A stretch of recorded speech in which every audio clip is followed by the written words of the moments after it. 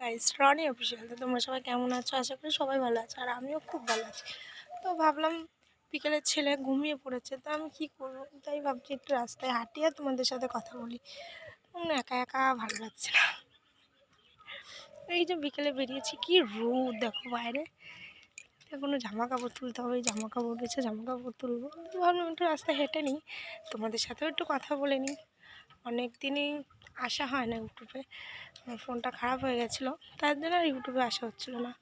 তো নতুন নতুন ভিডিও করছি, তোমরা প্লিজ সাপোর্ট করো আর সাবস্ক্রাইবার করে দিও। আর কি বলবো বুঝতে পারছি। তো দেখো আমার ভিডিওটা ভালো লাগলে লাইক কমেন্ট শেয়ার করে দিও। তোমাদেরকে আমার ছেলেকে দেখাতাম, তো আমার ছেলে ঘুমাচ্ছে, তার জন্য তোমাদেরকে দেখাতে পারলাম না।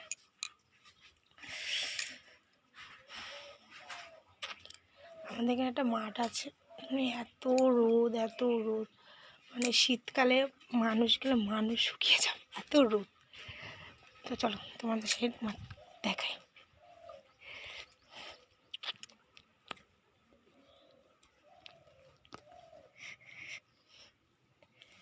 রোদে তাকাতে পারছি না, চারিদিকে এত রোদ, সে আর কি বলবো।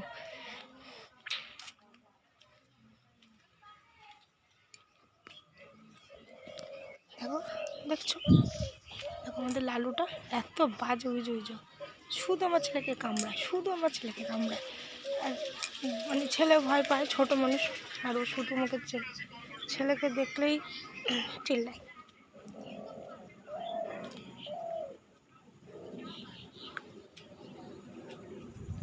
ওই দেখো গাইছে আমাদের মাঠ, ওই যে আমাদের মাঠ।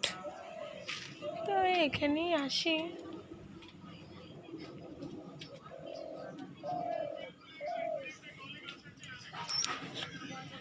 দেখো দেখো দেখো ভাই, দেখো দেখো আমাদের কালোটা কেন বাজে, দেখেছো আমাদের কালোটা এত বাজে, সে আর কি বলবো।